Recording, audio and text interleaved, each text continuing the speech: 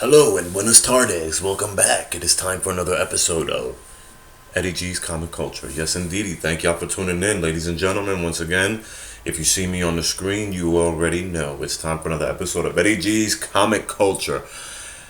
Thank you for coming back. If this is your first time stopping through, just to let y'all know, this is a show that's dedicated to not just the comic books, comic book movies, and pop culture from films and music, television shows, programs, books that dealt from the past, present, and even to the future. The show is still sponsored by the great folks over at Black Apparel, so make sure you stop over at the website at www.blackapparelblk.com. Shout outs to Kev out there in Jersey, and thank you for the contributions that you've done for the show. And of course, my Instagram family, Nerdy Blurb TV, AJ, Reacts, everybody. Thank y'all. So, kicking the show right about off. I just wanted to start off and let you guys know I did finally watch Batman Hush the other night.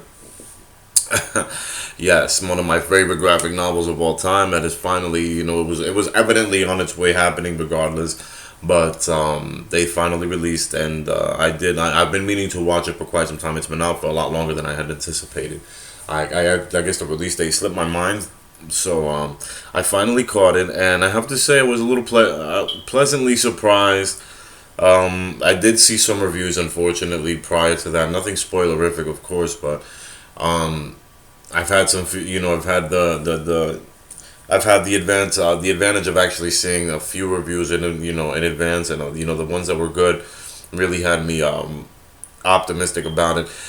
It was okay for what it was worth, as a matter of fact. I found it to be a pretty decent adaptation of the storyline. There are some changes in the film that I don't want to get into if you guys haven't seen it yet.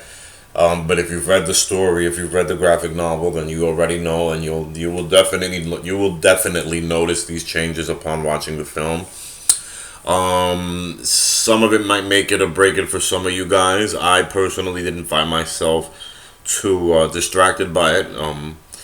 However, it was a little bit more humorous than I intended, that I thought it was actually going to be. And that's not necessarily a bad thing, considering, but it was a Batman film, and considering the circumstances and the source material and what it was based on, like, this was a little bit too, it was a little strange for them to actually take it to that direction, for them to add the humor, for the comedy, I guess you could say.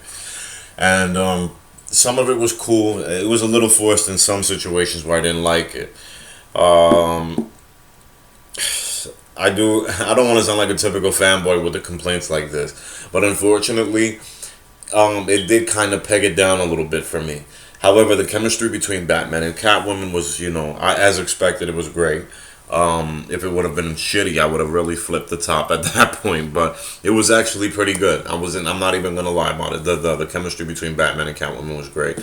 The chemistry between Batman and the rest of the Bat family, which was for some reason, well, minor spoilers. I didn't mean to, but the Bat family is there, and the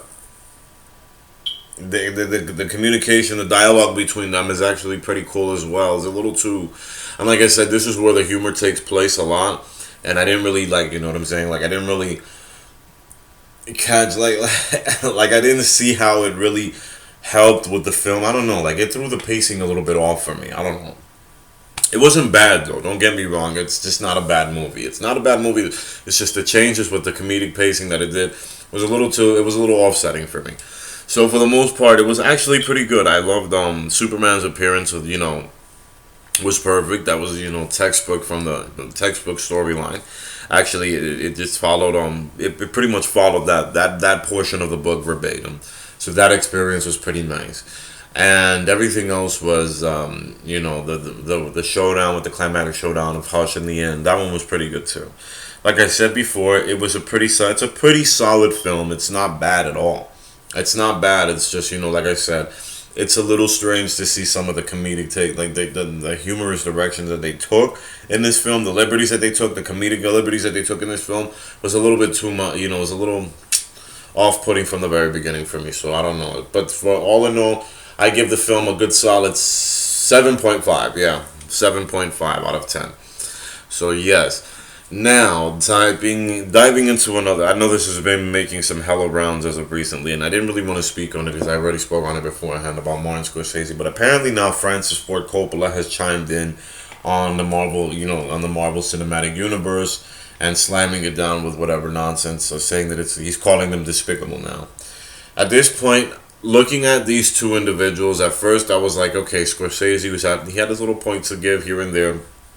I'm not gonna attack the man for having his opinion, but now solidifying what I believe at this point is senility and old age talking because you know excuse me, for them to go ahead, they've gone as far as saying that none of the films that the Marvel movies don't teach anything. You don't come out of the films learning anything or whatever kind of experience, which is hogwash. We all know that's a lie. But obviously they wouldn't know that, considering the fact that they themselves have admittedly that they don't watch the movies, so they don't know the source material. They don't know anything about that. So here they are making these ridiculous assumptions, and they're kind of forgetting that they're kind of products of that their films are products of their time as well. Because listen, I'm not taking away nothing from their legacy. We all know the films that they have directed are a mainstay in Hollywood till this day. They're classics.